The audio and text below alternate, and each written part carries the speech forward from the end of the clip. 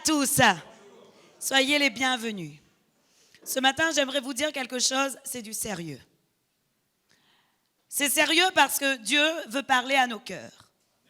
Et lorsque Dieu dit que notre cœur n'est pas circoncis, cela veut dire qu'il voit encore des choses mauvaises en nous. Et qu'on doit encore travailler nos cœurs, travailler l'état de notre cœur. Je ne sais pas pour vous, mais moi cette année j'ai pris une décision. Tous les ans j'essaye de prendre des décisions et de m'y tenir. Et cette année j'ai pris une décision encore beaucoup plus importante pour moi-même et pour vous. Cette décision, c'est de toujours avoir des pensées pures, un comportement pur, des pensées honorables, un comportement honorable, un cœur pur et un cœur honorable, un cœur digne de louange et un cœur digne d'approbation.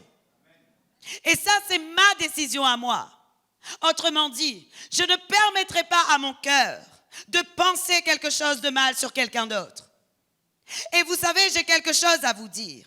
Proverbe 4, le verset 23 nous dit « Garde ton cœur plus que toute autre chose, car de lui proviennent les sources de la vie. » C'est ta responsabilité devant Dieu de garder ton cœur. Dieu n'a pas dit « Je garde ton cœur ». Il t'a dit à toi « Garde ton cœur ». Donc si, en ton cœur, il y a des pensées pures, impures, si en ton cœur, il y a de la jalousie, si en ton cœur, il y a de la rivalité, si en ton cœur, il y a de la médisance, si en ton cœur, il y a du mépris, et si en ton cœur, il y a toutes sortes de mauvais sentiments, tu as la responsabilité de l'enlever et de veiller à ce que jamais plus ça ne rentre. Parce que Dieu te dit quelque chose. Garde ton cœur. Vous aurez des comptes à rendre pour Dieu si vous ne veillez pas sur votre cœur. Vous aurez des comptes à rendre devant Dieu si vous ne veillez pas sur votre propre cœur. Si vous n'êtes pas là comme un garde-fou, un gardien sur votre cœur et sur vous-même, afin de dire à votre cœur, non, tu ne dois pas avoir ce sentiment vis-à-vis de l'autre. Tu ne dois pas avoir ce sentiment vis-à-vis de l'autre. Parce qu'on parle bien des relations entre l'un et l'autre. Entre frères et sœurs, entre mari et femme, entre collègues, entre professionnels, je ne sais pas. On parle des relations. Et j'aimerais vous dire, Dieu nous demande de garder notre cœur plus que toute autre chose.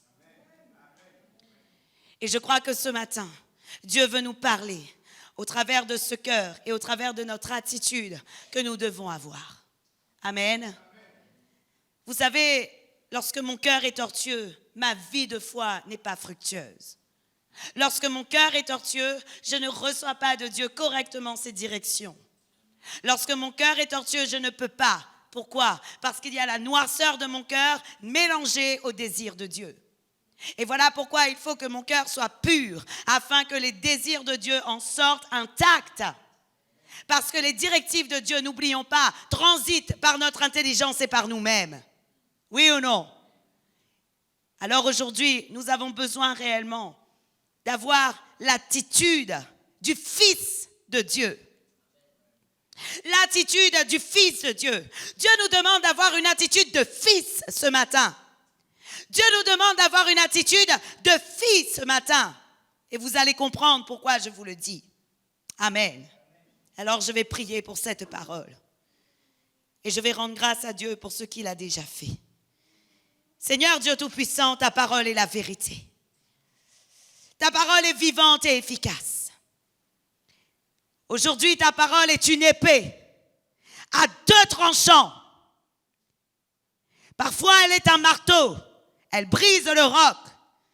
Mais aujourd'hui, c'est l'épée de la parole qui est manifestée maintenant. Et c'est elle qui sépare jointure, moelle, âme, esprit, le parfait de l'imparfait, dans le nom de Jésus-Christ. Je réclame l'action de ta parole dans la vie de ton peuple. Et maintenant, Seigneur, que ta parole entre dans les oreilles, descende dans les cœurs, aille dans les consciences et qu'elle transforme, qu'elle purifie, qu'elle sanctifie ton peuple. Car ta parole est esprit et vie. Alors agis maintenant. J'appelle l'épée de l'Esprit de Dieu. Au nom de Jésus-Christ. Amen. Amen. Gloire à Dieu. Alors, aujourd'hui, Église, Dieu me demande de vous parler réellement. J'ai senti que c'était une recommandation de la part de Dieu, cette parole. J'ai dit à Dieu, tu as seulement 2 choses à dire à ton peuple. Mais je crois que ces 2 choses sont primordiales. Dieu n'a pas beaucoup à parler aujourd'hui. Mais Dieu a suffisamment à vous dire afin que vous preniez conscience qu'il faut changer. L'intitulé du message est l'intercession au-delà de ceux pour qui nous avons compassion et de ceux qui nous aiment. Et j'aimerais dire l'amour au-delà de ceux pour qui nous avons compassion et au-delà de ceux qui nous aiment. Avoir de l'amour au-delà de ceux pour qui nous avons compassion et avoir de l'amour au-delà de ceux qui nous aiment. Autrement dit, aimer même ceux qui ne nous aiment pas. Intercéder même pour ceux qui nous détestent. Prier pour ceux qui nous maudissent. Alors, qu'est-ce que l'intercession?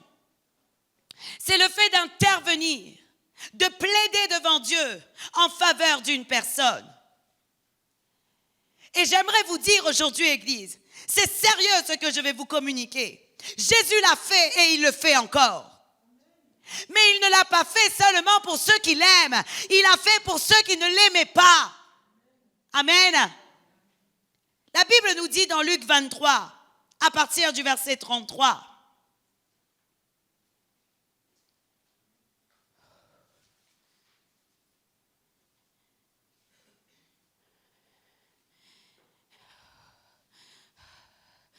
Bien-aimés, je vous demande de prendre au sérieux ce que je vais vous dire aujourd'hui. Parce que ce n'est pas ma recommandation, c'est celle de Dieu. Luc 23, le verset 33 à 34. La Bible dit, lorsqu'ils furent arrivés au lieu appelé Crâne, ils le crucifièrent là, ainsi que les 2 malfaiteurs, l'un à droite, l'autre à gauche. Jésus dit, Père, pardonne-leur, car ils ne savent pas ce qu'ils font. Ils se partagèrent ses vêtements et tirant au sort. Le peuple se tenait là et regardait. Les magistrats se moquaient de Jésus, disant, il a sauvé les autres, qu'il se sauve lui-même, s'il est le Christ, l'élu de Dieu. Les soldats aussi se moquaient de lui, s'approchant et lui présentant du vinaigre. Ils lui disaient, si tu es le roi des Juifs, sauve-toi toi-même. Il y avait au-dessus de lui cette inscription, celui-ci est le roi des Juifs. L'un des malfaiteurs crucifiés l'injuriait, disant, n'es-tu pas le Christ? Sauve-toi toi-même et sauve-nous. Mais l'autre le reprenait et disait, ne crains-tu pas Dieu, toi qui subis la condamnation, la même condamnation? Pour nous, c'est justice, car nous recevons ce qu'ont mérité nos crimes. Mais celui-là n'a rien fait de mal. Amen. Bien-aimés, la parole de Dieu nous parle de la crucifixion du Saint des Saints. La parole de Dieu nous parle de la crucifixion d'un homme juste. Jésus-Christ était juste. Jésus-Christ était saint. Jésus-Christ était sans défaut. Jésus-Christ n'avait rien fait. Jésus-Christ était venu seulement pour sauver le peuple de Dieu. Mais qu'est-ce qui s'est passé? On l'a méprisé, on l'a rejeté, on l'a abandonné, on a dit du mal de lui. Et vous savez ce que lui a fait? Il a dit, Père, pardonne-leur, car ils ne savent pas ce qu'ils font. Alors même que le monde était en train de mépriser Jésus, crucifier Jésus, dire du mal de lui, se partager ses vêtements, Jésus-Christ n'avait pas un cœur de haine. Mais Jésus-Christ a toujours eu un cœur d'amour. Amen. Et la parole de Dieu nous dit qu'il a intercédé encore sur la croix pour ceux qui le méprisaient. Alors qu'il était dans ses souffrances, alors qu'il était en train de souffrir, alors qu'il ne ressentait plus à un moment donné la présence de Dieu, et qu'il commençait à dire, Père, pourquoi m'as-tu abandonné? Avant cela, Jésus a dit, Père, pardonne-leur, parce qu'ils ne savent pas ce qu'ils font. Et la parole de Dieu nous montre que le caractère de Jésus-Christ, c'est pardonner au-delà du pardonnable. Le caractère de Jésus, celui qui dit avoir le caractère de Jésus, doit savoir pardonner au-delà du pardonnable, au-delà de ce qui était acceptable pour toi, tu dois pardonner. Au-delà de ce qui est acceptable pour toi, tu dois aimer, Église. Au-delà de toutes ces choses. Parce que Jésus-Christ n'a pas regardé à ce qu'il pouvait supporter. Il a dit non, moi j'aime quand même. Et alors je prie et j'intercède auprès du Père pour lui dire, pardonne-leur, ils ne savent pas ce qu'ils font. La parole de Dieu nous dit, Église, si bien que l'amour de Dieu est grand, la Bible nous dit dans 1 Jean 2, le verset 1, si quelqu'un a péché, nous avons auprès du Père un avocat, Jésus-Christ le juste. Jésus-Christ est juste, mais lui, il prie toujours pour les injustes. Jésus-Christ est juste, mais lui, il intercède toujours pour les injustes, pour nous, Église. Et vous voyez, pendant que nous étions en train de louer, pendant que nous étions en train d'adorer, je voyais des grosses larmes couler sur le sol. Et je disais à Dieu, Seigneur, pourquoi pleures-tu? Et Dieu me disait, parce que ce peuple m'honore des lèvres, mais dans son cœur, il est loin de moi à cause de ses attitudes mauvaises. Ce n'est pas parce qu'aujourd'hui, vous êtes là, mais c'est parce que tous les jours de votre vie, vous n'êtes pas dans l'attitude de Dieu. Et alors, Jésus, je voyais des grosses larmes couler. Parce que vous ne savez pas pardonner au-delà du pardonnable. Vous ne savez pas accepter au-delà de l'acceptable pour vous. Quel est votre degré de tolérance? Vous avez un seuil, vrai ou faux? Vous avez un seuil de tolérance selon lequel, si quelqu'un dépasse votre seuil, vous prenez la décision, jamais plus ça ne m'arrivera. Jamais plus je ne permettrai à quelqu'un de me faire cela. Jamais plus. C'est votre seuil à dépasser. Je vous le dis, aujourd'hui, Dieu veut que vous dépassiez ce seuil. Et que vous arriviez à prier pour ceux qui vous persécutent. Et que vous arriviez encore à bénir ceux qui vous maudissent. La parole de Dieu nous dit en Matthieu 5, le verset 43 à 45. Voici ce que Dieu vous dit aujourd'hui.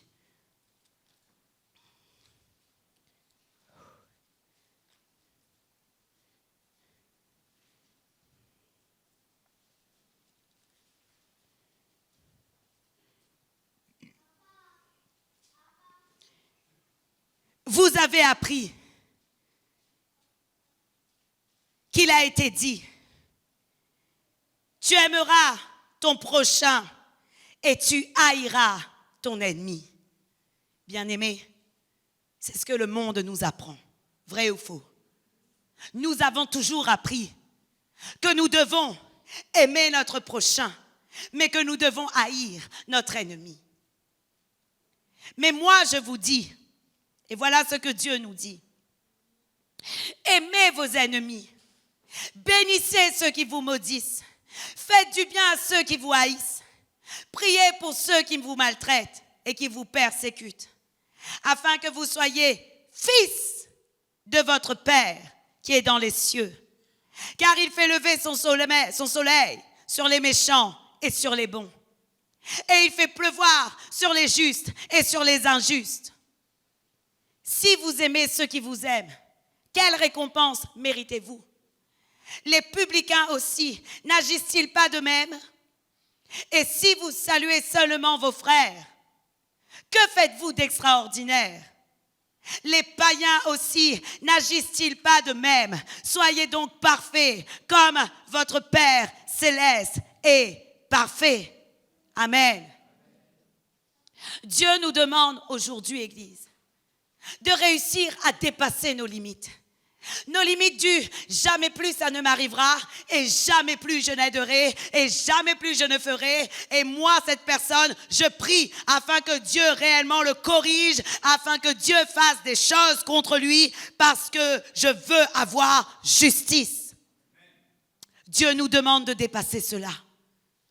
Les enfants, savez-vous, Église, les enfants, lorsqu'on est au niveau de l'intimité de l'enfant, notre intercession, c'est de dire à Dieu, Seigneur, tu vois, il m'a fait du mal, rends-lui ce qu'il m'a fait. Il m'a fait du mal, fais de sorte qu'il comprenne qu'il m'a fait mal. Vrai ou faux? N'est-il pas vrai que lorsque nous prions parfois, nous disons à Dieu, Seigneur, tu vois X, tu vois comment il m'a fait, comment il m'a maltraité, comment il était avec moi, et j'espère qu'il aura sa rétribution, hein. Et parfois même, on dit à Dieu, on va prier et on dit à Dieu, Seigneur, je sais que de mes ennemis tu t'occupes. Et là on marche gaiement, la rétribution vient pour vous, la rétribution vient pour vous, la rétribution vient pour vous. On est content parce qu'on attend à ce que Dieu nous fasse justice. Vrai ou faux? C'est du domaine de l'enfant. C'est du domaine de l'enfance. Pourquoi? Nous n'avons pas à lutter contre la chair et le sang. Notre ennemi n'est pas l'homme. Notre ennemi est l'ennemi. Notre ennemi est le diable. Voilà pourquoi, lorsque l'on prie et qu'on dit à Dieu, Seigneur, j'attends la rétribution, nous sommes des enfants. Parce que regardez vous-même, vous avez des enfants, oui ou non? Lorsque vous avez un petit enfant, et que sa sœur ou son frère lui fait quelque chose, il vient vous voir et il vous dit, papa, un tel m'a fait quelque chose. Et puis, le papa dit, mais non, ce n'est pas grave, pardonne. Et l'enfant s'attend, mais non, tape-le, punis-le, il faut qu'il y ait quelque chose, oui ou non? Ce sont les enfants qui agissent comme cela. Mais Jésus a dit quelque chose. Jésus a dit, aimez vos ennemis, bénissez ceux qui vous maudissent, faites du bien à ceux qui vous haïssent, priez pour ceux qui vous maltraitent et qui vous persécutent, afin que vous soyez fils de votre Père qui est dans les cieux. Parce que les fils, ils ne demandent jamais à Dieu la rétribution des méchants. Les fils, ils ne demandent jamais à Dieu la malédiction des autres. Les fils, ils ont compris qu'il faut prier pour le méchant afin que le méchant ne meure pas et afin que le méchant change. Les fils ont compris que Dieu ne veut pas que le méchant meure. Et les fils ont compris que leur demande, leur requête devant Dieu doit être, Seigneur, que cette personne qui m'a fait du mal n'agisse plus ainsi avec d'autres. Ça m'a fait mal, oui, je pardonne, mais que sa vie à lui change. Les fils vont prier de cette manière. Parce que nos ennemis, ce ne sont pas des hommes, Église. Nos ennemis, ce sont des esprits impurs, des principautés, des autorités, toutes sortes d'esprits qui existent. Jalousie, rivalité, mensonge, toutes sortes d'esprits que nous devons lier au nom de Jésus-Christ. Mais ce ne sont pas des hommes. L'homme n'est qu'une victime et les fils comprennent que les hommes qui commettent le mal ne sont que des victimes du diable.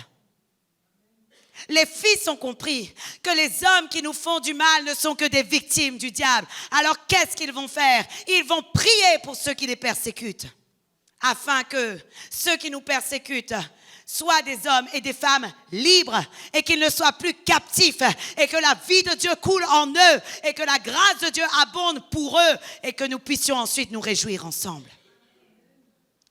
Dieu a dit quelque chose à Pierre. Lorsque Pierre a demandé à Jésus, combien de fois dois-je pardonner? Dieu a dit à Pierre, Jésus a dit à Pierre, 7 fois, 70 fois. Autrement dit, autant de fois qu'il le faut, tu dois pardonner. Autant de fois qu'il le faut, tu dois pardonner. Pourquoi? Bien-aimés, nous avons eu le modèle de Jésus. Comment pouvons-nous dire, à la manière de la sagesse des hommes, comment pouvons-nous dire ces choses? Oh, je prie qu'il y ait une mauvaise rétribution pour eux. Même Jésus n'a pas dit ça. Jésus a dit, le modèle par excellence, il a dit, Père, pardonne-leur. Ils ne savent pas ce qu'ils font. Et là encore, s'il y a des gens qui ont donné leur vie à Jésus après, parce qu'ils ont cru enfin à la parole de Jésus, qu'est-ce qui s'est passé? Alors, Jésus-Christ les a accueillis dans le royaume. Mais nous, parfois, nous envoyons la malédiction sur les autres à cause de notre cœur qui est tortueux. Nous souhaitons vraiment que leur vie soit chaotique. Et nous allons ensuite nous réjouir en disant, ou a vu, ou a cherché, ou a gagné. Les enfants de Dieu, les fils de Dieu ne parlent plus comme cela. Les fils de Dieu ne disent pas, tu as cherché, tu m'as envoyé une flèche et cette flèche est retournée sur toi. Non, les fils de Dieu, lorsqu'ils voient la flèche aller sur l'autre, ils pleurent. Ils pleurent comme Jésus a fait. Il dit, pardonne-leur, car ils ne savaient pas ce qu'ils font. Savez-vous, Église, j'entends des choses souvent. Et je dis à Dieu, Seigneur, pardonne-leur, parce qu'ils ne savent pas ce qu'ils font. Parce que tous ceux qui combattent contre moi, combattent contre toi. Et je te prie de préserver leur vie. Ça, c'est ma prière pour mes ennemis. Je n'en veux pas à mes ennemis. Je sais qu'ils ne sont que des victimes du diable. Je n'en veux pas à mes ennemis qui disent du mal de moi, car je sais que leur bouche confesse ce que le diable est en train de leur dire. Mais ce que je vais faire, je vais prier afin de lier tout esprit impur qui les domine, qui les rend captifs, afin que même ils puissent avoir part à l'héritage des saints dans le royaume du Fils Jésus-Christ. Et ce matin, c'est la recommandation de Dieu pour nous. Vous savez, Église, si vous ne faites pas cela, vous ne connaissez pas le cœur du Père.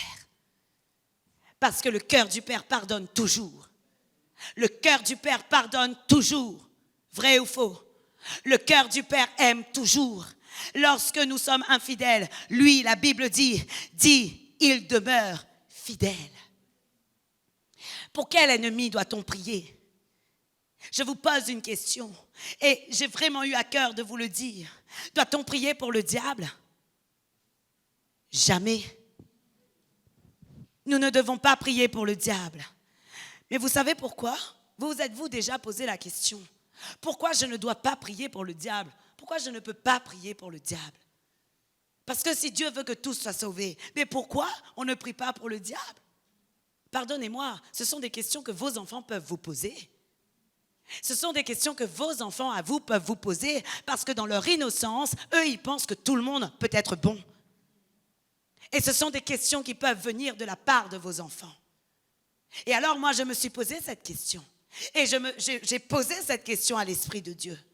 J'ai dit à l'Esprit de Dieu, OK, nous devons prier pour nos ennemis. Alors, pourquoi? Donne-moi la réponse. Je sais qu'il ne faut pas prier pour le diable. Mais pourquoi ne pas prier pour le diable? Alors, l'Esprit de Dieu m'a répondu cette phrase, exactement ce que je vais vous dire.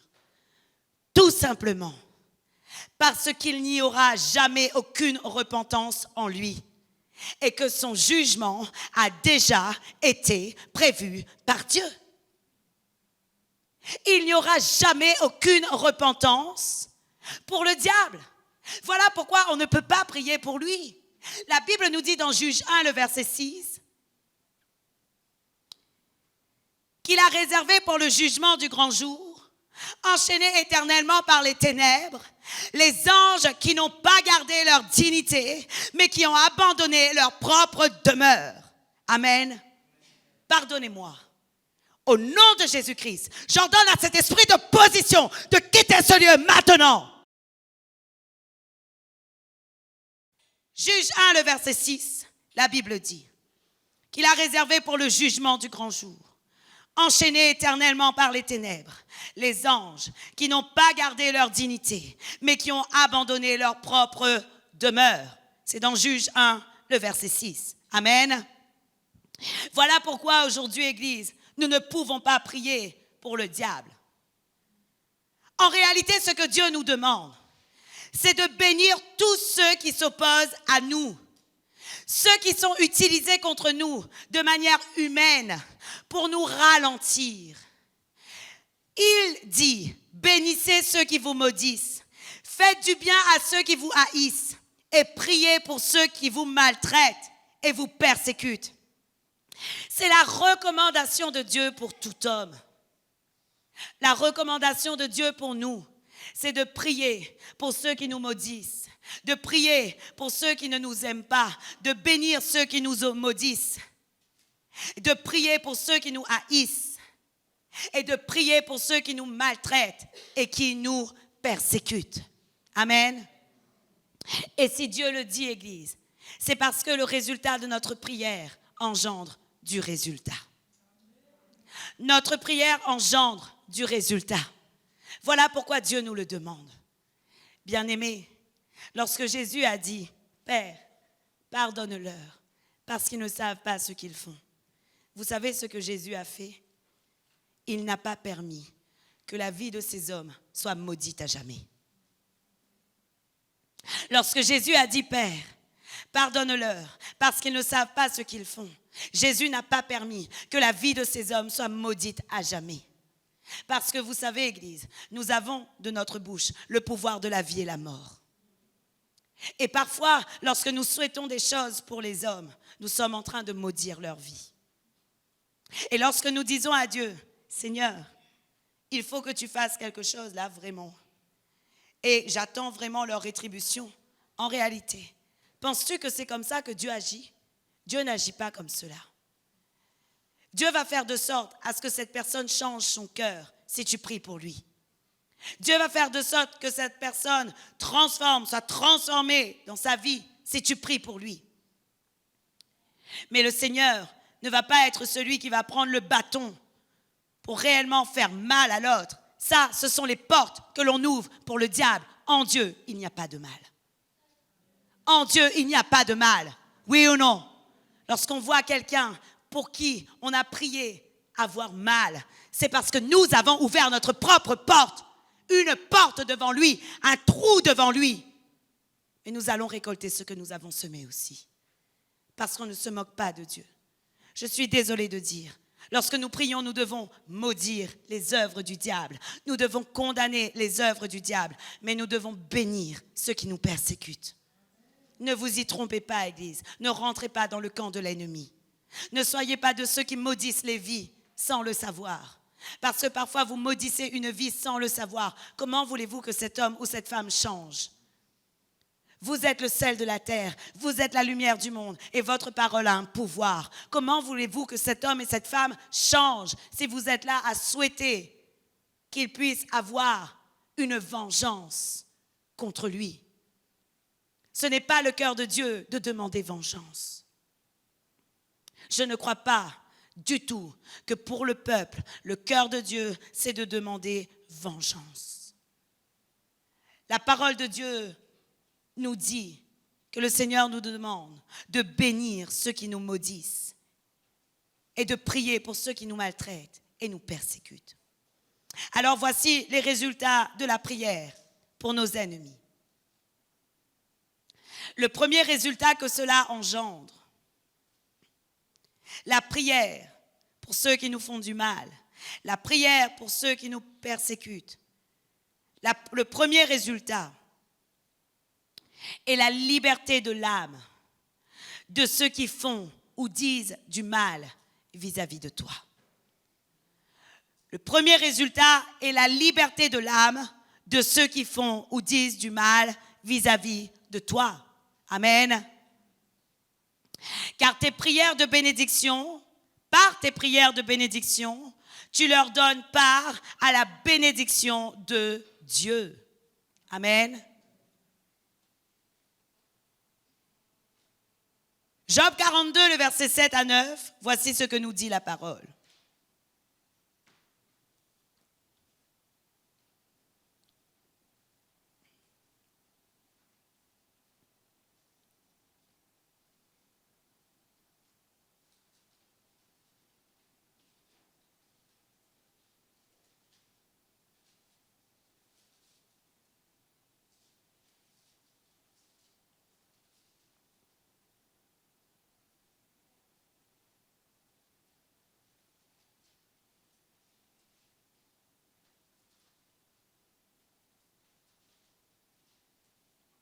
La Bible dit, après que l'Éternel eut adressé ces paroles à Job, il dit à Éliphaz de Théman, ma colère est enflammée contre toi et contre tes deux amis, parce que vous n'avez pas parlé de moi avec droiture, comme l'a fait mon serviteur Job. Prenez maintenant 7 taureaux et 7 béliers. Allez auprès de mon serviteur Job et offrez pour vous un holocauste. Job, mon serviteur, priera pour vous, et c'est par égard pour lui seul que je ne vous traiterai pas selon votre folie. Car vous n'avez pas parlé de moi avec droiture, comme l'a fait mon serviteur Job. La Bible dit, Éliphaz de Théman, Bildad de Chouach et Tsophar de Nama allèrent et firent comme l'Éternel leur dit. Et la parole de Dieu dit, et l'Éternel eut égard à la prière de Job. Amen. Qu'est-ce que la parole de Dieu nous explique? La Bible nous explique, vous savez, Éliphaz de Théman, c'était un ami de Job. Et Bildad également, et Tsophar étaient des amis de Job, mais des amis qui n'étaient pas très encourageants dans la vie de Job. Ils étaient toujours là à dire à Job, c'est parce que tu as péché, c'est parce que tu as fauté, c'est parce que tu as fait ci, c'est parce que tu as fait ça. Et jamais ils ne parlaient comme Dieu voulait qu'ils parlent dans la vie de Job. Mais qu'est-ce que la parole de Dieu nous dit? La Bible nous dit que Dieu dit à ces 3 personnes, allez devant mon serviteur Job, allez le voir, allez emmener votre holocauste. Et à ce moment-là, mon serviteur Job priera pour vous. Et alors, la parole de Dieu nous dit quoi? La parole de Dieu dit que le Seigneur eut égard à la prière de Job. Bien-aimé, ce que le Seigneur m'a demandé de te communiquer par rapport à cette parole, c'est de te dire qu'il renverra tes ennemis devant toi. Mais maintenant, il te pose une question. Seras-tu de ceux qui va le bénir? Seras-tu de ceux qui va les bénir? Seras-tu de ceux qui va les bénir? Seras-tu de ceux qui va prier pour eux afin que le Seigneur puisse leur accorder grâce à cause de toi? Parce que ta vie compte devant Dieu. Et si tu es loin de Dieu, lorsque Dieu enverra l'ennemi devant toi, ce sera certainement pour que tu bénisses cet ennemi. Et que sa vie soit libérée au nom de Jésus-Christ. Ce que Dieu veut faire, c'est que par ta vie, tu bénisses l'ennemi qui revienne devant toi. Que ta vie soit une bénédiction pour l'ennemi qui revient devant toi, mais non plus une malédiction. La parole de Dieu nous dit que ces 3 personnes ont eu de la part de Dieu cette recommandation. Allez vers Job. Et aujourd'hui, je te dis, il y en a dans ta vie qui auront cette recommandation de Dieu. Reviens vers X, reviens vers Y, reviens vers Z. Et c'est lui qui te bénira. Il y en a cette année même. Ils reviendront dans vos vies afin que vous les bénissiez. Il y a des personnes qui vous ont fait du mal et qui vont revenir devant vous. Non pas pour les humilier, non pas pour les écraser, mais pour que vous les bénissiez. Et que votre vie soit réellement une source de bénédiction pour eux. Parce que c'est ce que Dieu a fait avec Job. La Bible nous dit que Job a béni, a prié pour ses 3 amis.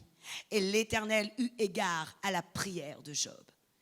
Autrement dit, à cause de Job, ces hommes ont pu recevoir la miséricorde de Dieu sur leur vie. Amen. Et dans le cas de Jésus, lorsqu'il a dit « Père, pardonne-leur parce qu'ils ne savent pas ce qu'ils font », Jésus leur donnait encore la possibilité d'avoir part à la miséricorde de Dieu. Jésus leur donnait encore la possibilité d'avoir part au royaume des cieux. Jésus n'a jamais fermé pour le moment la porte des cieux. La porte des cieux est grande ouverte. Et Jésus-Christ a dit lui-même, « Je ne mettrai pas dehors celui qui vient à moi. » C'est lui qui a dit. Autrement dit, prépare-toi, prépare ton cœur, nettoie ton cœur. Circoncis ton cœur afin que tu aies le courage de prier pour ceux qui t'ont vraiment fait mal. Parce qu'il y a des gens qui t'ont fait mal. Il y a des gens qui t'ont blessé. Il y a des gens qui t'ont vraiment écrasé. Il y a des gens qui t'ont humilié. Il y a beaucoup de personnes comme cela. Et je prie que Dieu nous fasse grâce, que notre cœur soit totalement enveloppé du baume de Galade, afin que nous puissions accueillir ces personnes et les bénir. Parce que c'est ce que Dieu va te demander. Es-tu prêt? Je te pose la question. Si demain, une personne qui t'a fait beaucoup de mal vient à toi, es-tu prêt de prier pour lui avec un cœur pur? Pas de prier pour lui comme pour dire « Ah, Job a dit, il faut que je prie pour lui. » Hey, bonjour. Il faut que je prie pour toi. C'est Dieu qui a dit. Ton cœur est encore noir. Tu ne pourras rien faire. Il faut que tu pries pour lui avec un cœur pur. Avec un cœur pur. La deuxième chose, et par toi, pardonnez-moi, par toi, ta vie, sa vie sera sauvée. À cause de toi, Dieu lui donnera miséricorde et Dieu fera grâce à cette personne. Bien-aimés, je sais que ce n'est pas trop ce que vous avez envie d'entendre. En général, vous avez envie d'entendre la rétribution des méchants, la vengeance des méchants, on aura vraiment la victoire, on aura vraiment les condamnations de ceux qui nous maudissent. Ça, vous avez envie d'entendre. Parce que notre cœur humain entend comme cela. Oui, Dieu va faire vengeance à son peuple comment? Ce n'est pas la même vengeance que nous, bien-aimés. La vengeance de Dieu sur ceux qui ne l'obéissent pas, c'est quoi? C'est que nous puissions avoir part au royaume des cieux et que nous soyons dans la joie, dans l'allégresse. Mais à aucun moment, Dieu ne va se réjouir de ce que les autres sont en train de brûler dans les ténèbres éternellement. À aucun moment. Ne pensez-vous pas que dans son cœur, Dieu aura toujours une pensée pour ces âmes qui ont été perdues? Moi, je crois, parce que ce sont ses enfants, ce sont ses créations. Pas encore ses enfants, mais ce sont ses créations. Et comme ce sont ses créations, il a voulu le faire minutieusement. Et le cœur de Dieu les aime, le cœur de Dieu les aime. Et je crois vraiment que comme tout père, lorsque tu perds un enfant, tu pleures. Et Dieu a le cœur du père. Et lorsqu'il perd un enfant, il pleure. Il ne se réjouit pas de la perte des méchants. C'est ce que la parole de Dieu nous dit. Alors aurons-nous le cœur du Père? Aurons-nous le cœur du Père? Je vous pose cette question. La deuxième chose que Dieu, qui résulte de la prière que tu auras pour le méchant, le rétablissement total de ta vie à toi. La Bible nous dit, dans Job 42, le verset 10, « L'Éternel rétablit Job dans son premier état, quand Job eut prié pour ses amis, et l'Éternel lui accorda le double de tout ce qu'il avait possédé. » Amen. Ça, c'est la part de Dieu. Pour les ennemis, Dieu les accorde miséricorde. Pour les ennemis, Dieu les accorde grâce. Mais pour toi, la rétribution que tu auras, c'est d'avoir la double part. Hey! La double part. C'est un principe de la parole de Dieu, Église. La prière pour ceux qui te maltraitent engendre pour ta vie des bénédictions et un rétablissement de l'excellence de la situation qui a été définie sur ta vie. C'est ça que cela engendre. Alors il y aura une part pour le méchant, la miséricorde, la possibilité d'avoir part au royaume, la possibilité de se repentir. Et ils auront ensuite leur cheminement. Ils passeront par le brisement comme nous-mêmes. Mais pour ta vie, il y aura une double part. Il y aura une double portion. Il y aura le double de ce que tu avais autrefois, de ce qu'il t'a pillé. En réalité, Dieu veut te rendre ce qui t'a été volé. Que ce soit dans ta dignité, que ce soit dans tes richesses, que ce soit dans tes biens, que ce soit dans ce que tu es. Dieu veut te rendre au centuple. Dieu veut te rendre beaucoup. Je vais vous prendre un exemple. Lorsque vous avez un emploi, une personne peut comploter contre vous. Vous perdez cet emploi à cause de ce complot. J'aimerais te dire le principe de Dieu. Lorsque tu vas prier pour cette personne, Dieu va lui accorder miséricorde et sa vie ne sera pas liée par la puissance des ténèbres. Tu vas permettre à cette personne de sortir des ténèbres pour aller dans le royaume des cieux. Mais dans ton cas à toi, le Seigneur va te redonner la restauration de ta situation première qui avait été définie par Dieu pour toi. Et non seulement il va te donner la restauration de la situation première, mais il va te donner mieux que la situation première. Et ça, c'est ce que Dieu fait. Alors, bien-aimés, voici la recommandation que j'ai eue de la part de Dieu.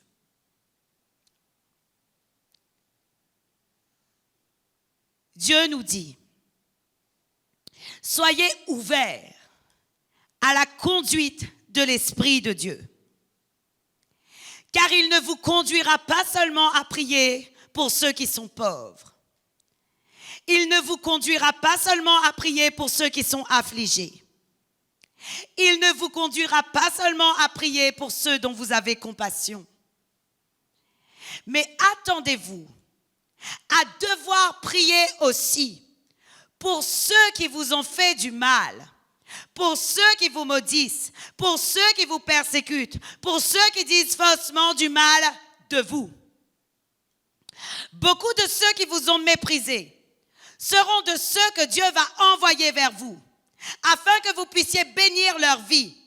Et Dieu dit, soyez simplement attentifs à la volonté de Dieu à ce moment-là. Parce que dans cette action, la restauration de ta vie va se faire par l'acte que tu vas accomplir. C'est la parole de Dieu que je vous donne aujourd'hui. Et je peux le dire, parole du Seigneur Tout-Puissant. Parce que c'est la recommandation que Dieu me demande de vous dire.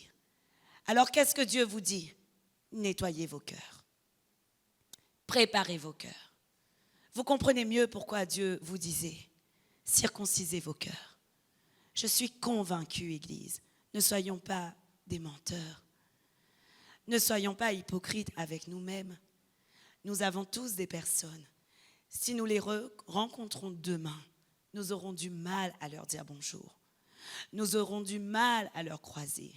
Nous aurons du mal à leur bénir.